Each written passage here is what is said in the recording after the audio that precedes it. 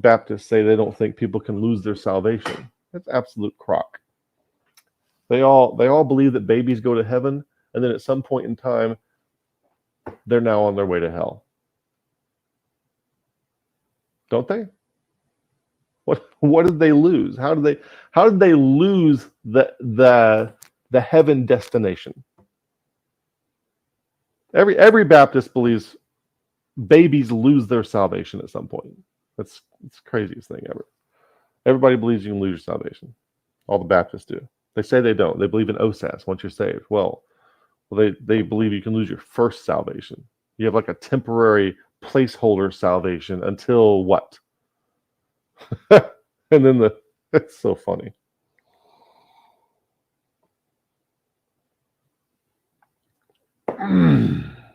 Looking at a few comments down here.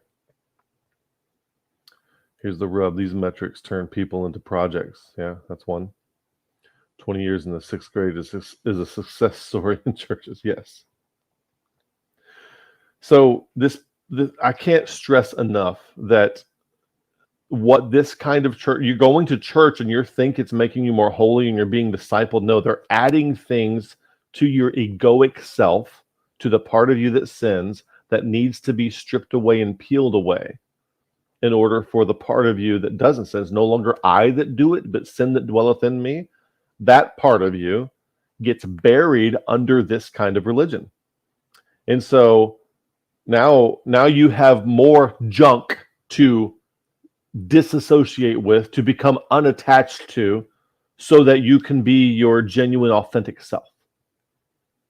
And this kind of stuff produces inauthentic, lack of genuineness. That's why Christians are called hypocrites all the time for a reason. Okay, and they're the Christians that I know. The atheists that I know aren't hypocrites. They say what they think, and they do it. It's just how it is. Christians, they virtue signal what they think they're supposed to be, and they wind up not being genuine. They wind up spending years and years and years lying to themselves about who and what they are. And the more you lie, the weaker you become as a person. And so now you're 40 and your authentic self is this complete weak thing.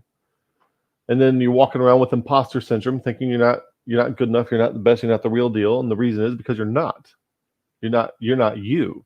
You spent your life as a lie. And the religion that we are following causes people to spend their life as a lie. And you cannot become strong that way. So then what happens? This big red star right here. Real life hits hard. For me, it was things like I was persuaded that divorce was bad. I was affiliated with an in-group that believed it was bad. I was complying with the rules of staying married until I couldn't. So my belief system, in a very practical situation, lost traction. And it lost purchase on the terrain. I no longer had traction on the terrain. So real life hits hard. I don't have the answers. And if like I was very fortunate I think at that point in my life was when I actually finally started finding the Christ of the Bible. But what a lot of people do is they turn away from Christianity altogether because they realize it did not work for them. And people wind up, when things go bad in your life, you lose your job, you lose your family, you get a disease, you lose your arm, IRS is calling you up, the court case went bad, and you have $1 million judgment on you. You wind up resentful, cynical. You think everything is evil and bad not to get you, and there's no good in anything. All the preachers are child molesters. All the priests are child molesters. All the religious leaders are money-grubbing hucksters. Cynical. Everything's bad. Everything's out to get you. You're nihilistic.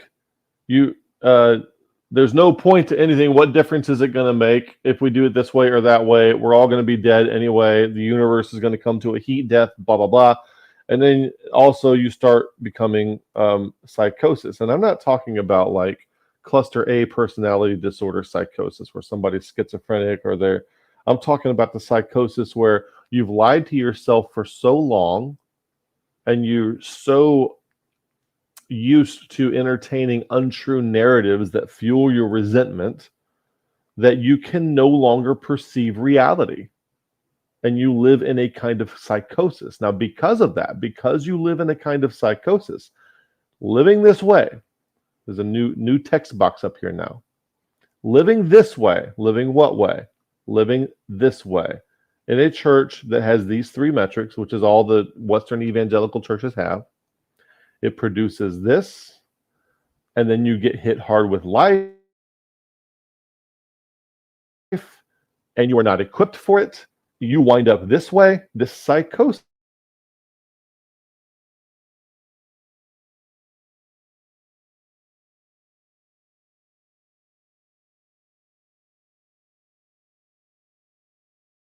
Life wisdom, and now you brought it over to second half of life. You're chronologically, you should be doing 40-year-old things spiritually.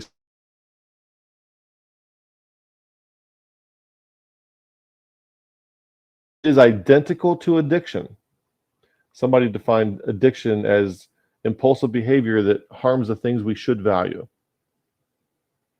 harms the things we care about, the things that we should value.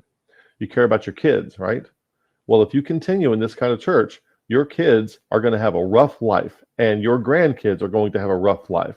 And your descendants that you never meet, because you will die, the descendants that come from you that you will never meet will have a rough life.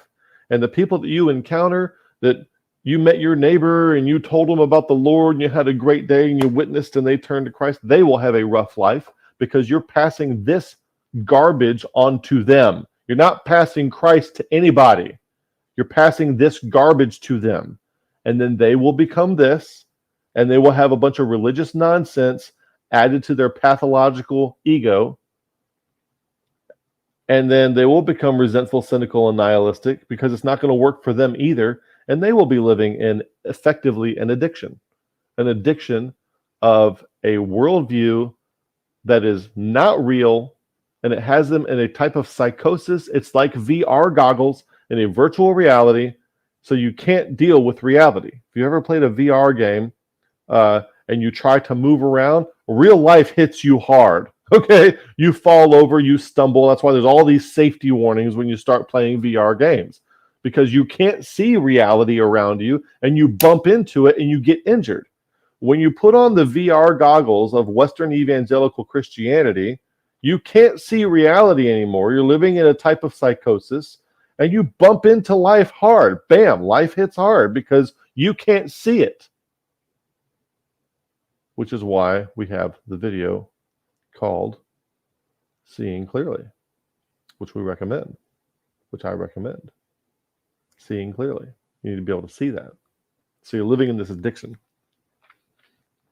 And if you think that if you think of the stages of growth that we have could be panned out something like this. Fowler. Parents, do you want your 6th to 12th grade child to get into the best university possible? In this video, Fowler divides things up into 6 stages of growth, and that's fine. Kohlberg and Fowler are very close to each other. And this guy over here, Scott Peck, divides it into 4 different levels. And however many levels of growth, that's not really the major point. And we're not trying to get technical with this. There's basically like first half of life wisdom, second half of life wisdom.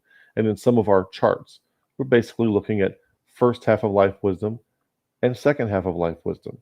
It's the same kind of thing. And that threshold, that stage 4 is essentially the crossover level. Stage 3 and stage 5 are the 2 places where you're going to transition to, and stage 4 is really a transition spot.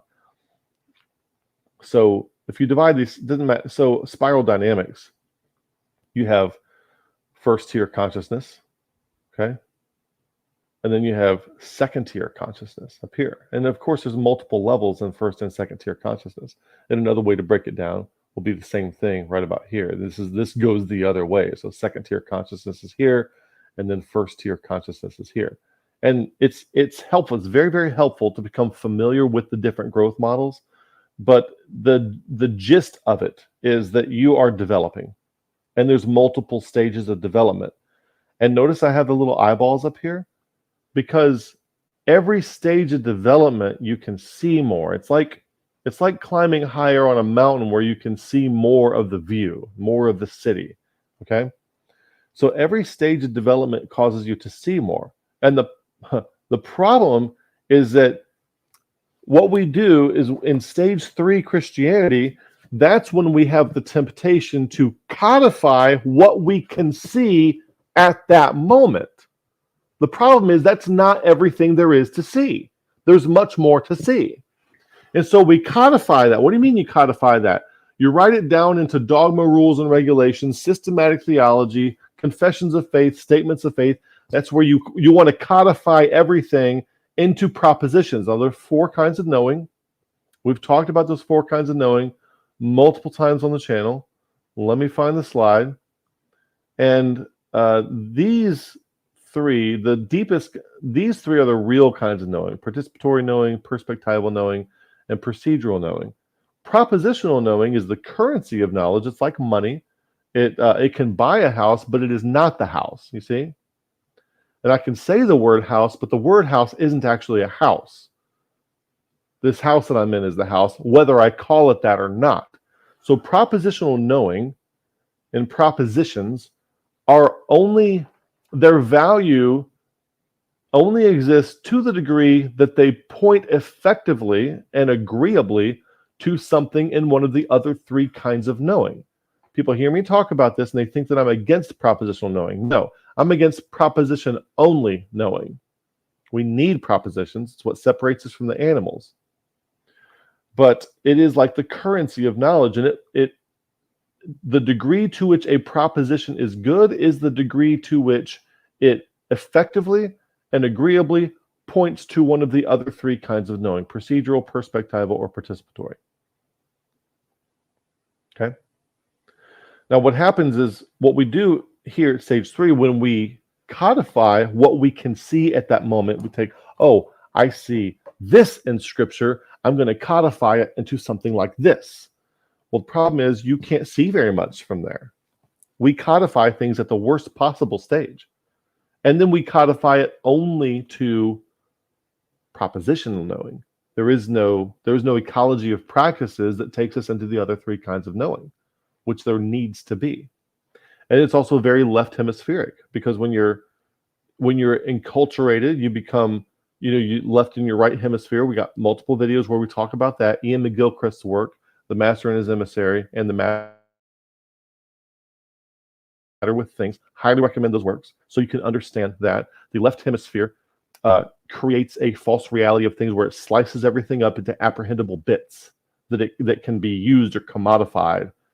That kind of thing sees the world kind of as a machine, whereas the right hemisphere sees the big picture, the gestalt, the context. Okay, one of the reasons systematic theology people can't see context in Scripture and they're constantly eisegeting is because they're all in the left hemisphere and they only see isolated bits. That's why a Calvinist they see Scripture in isolated bits of Calvinist proof text. They don't see the whole picture. That's why they're trapped in Calvinism. That kind of thing is what's going on. So we have the unfortunate tendency to want to codify things at this level into static, systematic dogma that is then used as a litmus test for what constitutes heresy and orthodoxy. This premature optimization causes people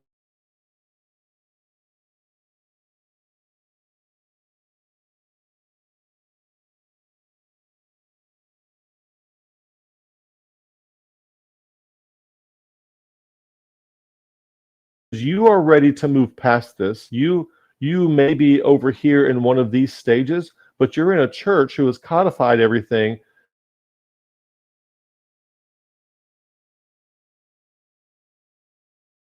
version of Christianity available to you, which promotes or enables seeing at that level or gives you any scaffolding to fill it out or how to grow into that or any real estate for